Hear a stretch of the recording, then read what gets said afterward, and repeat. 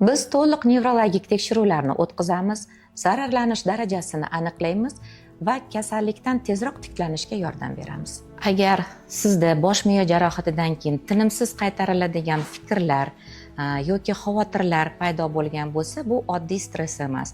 Bu bosh miya ensefalopatiyasi deyiladi. Bosh miya jarohatlaridan so'ng miya barqaror ishlamay qoladi.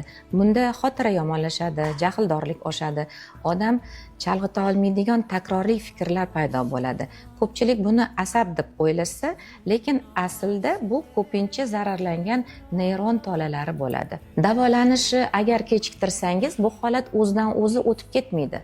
Sizda nimalar paydo bo'lishni boshlaydi? Tanish kechiksa, takroriy fikrlar kuchayadi, diqqat susayadi, uyqu buziladi va odamga hissiyotlarni hamda ish ritmini boshqarish qiyinlashadi. Biz to'liq nevrologik tekshiruvlarni o'tkazamiz, zararlanish darajasini aniqlaymiz va kasallikdan tezroq tiklanishga yordam beramiz. Sizning xavotirlanishingiz o'z-o'zidan o'tib ketmaydi.